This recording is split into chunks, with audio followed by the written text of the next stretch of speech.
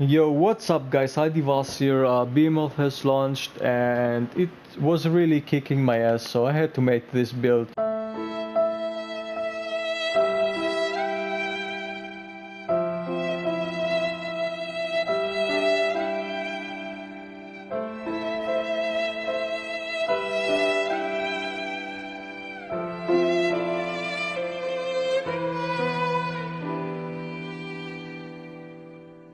It's a healer build, tank build and also damage build, so it's pretty much all in one. Really amazing. I'm gonna show you my equipment now. So I'm using a Guide Cross Cycle, Empress Mail B, Kaiser Embraces A, Valhalla Coil, Gamma, Empress Greaves B.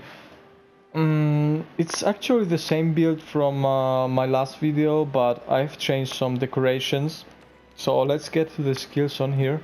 Lunostra Flavor from the 2 parts bonus to increase stamina. Stamina is really useful on this monster because you have to run a lot, and you know, when the meteor strikes, you have to hide behind the rock, and if you get out of stamina you're pretty much dead. So I'm using White Range level 5 for the healing effect to protect someone that is targeted by a Behemoth, or even if myself is targeted. On level 5 you get a full efficiency, so if you drink a healing potion your friend will also get the full effect of it. And whatever you're using, demon drug, stamina drink, you know, all this stuff.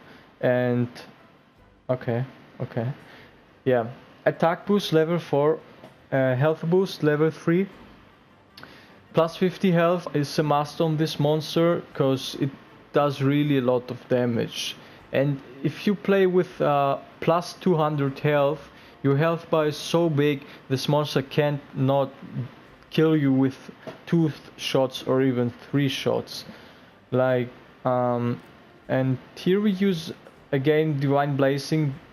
Reduces damage taken by 50%, so that's insane. In a combination with a health boost, you have pretty much the best survivability that you can get. I don't know if I say that word right, but okay.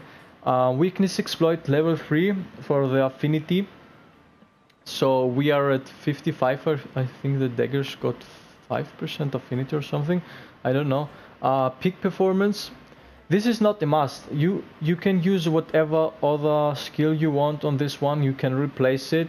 Replace Empress Mail with another good one. But I'm using this because I'm using health regeneration and I'm pretty much always at full life. And you know, when I'm doing these rolls over and over again, back and forth, it's like case of damage. That's thousands of damage. And yeah, recovery speed, it's good. It was for free on the Valhalla coil. I only got it for the slots, but it's okay. Critical boost level 2 because I don't have 100% affinity on this build, so I don't really care much about the crits. Anyways, it's just 5%. You can replace this one too with whatever you want. If you wanna go more on a tank side, if you wanna go more on a healer side, like this eat fast skill where you can instantly drink potions, this is also really useful. Or the one with where your mental loads faster, you can replace it with that and peak performance. Like, this is not must. I'm just saying because I'm balance this pretty much on tanking, healing and dealing damage. Drain attack pretty useless. Mushroom answer, this is also not needed, but my friend recommended it. It's pretty good if you have a lot of blue mushrooms. On level 1 it's enough to eat blue mushrooms. It heals you instantly. Affinity sliding, like I said, I don't have much affinity due not using a critical eye, the expert ULs. So I'm using affinity sliding, and on the Behemoth fight there's on every spot somewhere to slide, so it's pretty useful. And razor sharp, of course, because it saves you 5 slots for handicraft. You can use this build for any Lunastrix or Jiva weapon tree you want, because you know it's the same slots. You can use whatever you want. Then I would remove affinity sliding because it's only useful for the daggers. But actually you can use any weapon you want, but you will lose handicraft slots. Sorry, you will lose a lot of slots due to handicraft, because you will have no razor sharp. So which means you need to get a white sharpness and maybe protect polish in. So I'm using always Lunastrix and Jiva weapons. Anyways, it's pretty much the same damage. Alright, that was it from me on my build, I guess. I'm gonna show you some fight tips now, because I really had no idea at the beginning, but there are some pretty dope tricks you can do against Behemoth to survive. Yeah, once again I forgot to show the decorations. Here is the Tenderizer for weakness exploit level 3. The flawless for peak performance level 3 also. You can exchange that. Also the Impress Mail if you don't play with peak performance. Vitality to go up to level 3. Protection to reduce 50% instead of 30. Fungiform. Mushromancer is not necessary. You can replace this with Gobbler. It increases item use speed, so which means if you use a health potion it will instantly be used like a maxi, but you need it on level 3, so you can remove the flawless jewels for this one. Friendship, 5 friendship jewels. Attack jewel also not necessary if you're gonna balance it, it's only 3 attack. Slider and the 2 critical eye to go critical boost level 2. Yeah, that was it. Alright, so here is tip number 1. Use flash pots.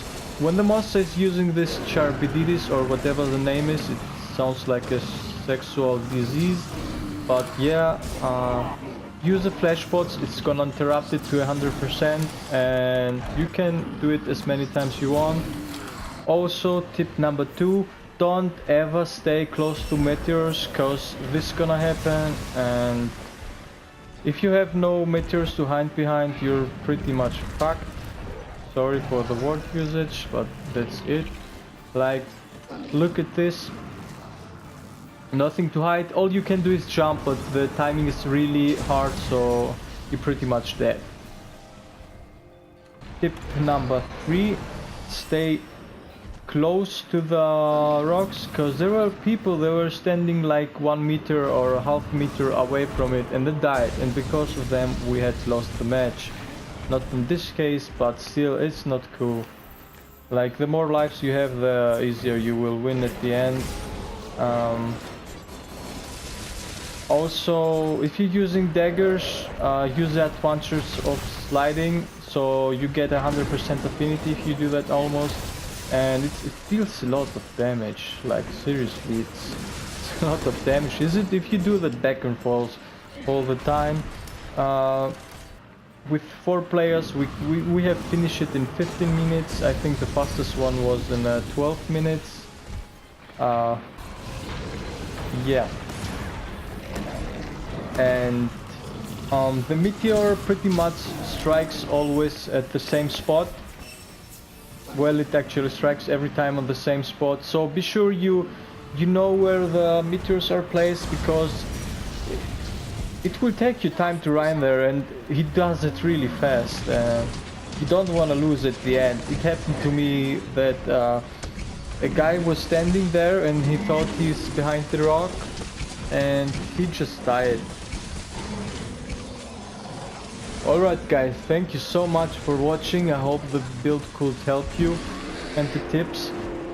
And yeah, if you enjoyed the video, please be sure to drop a like and comment.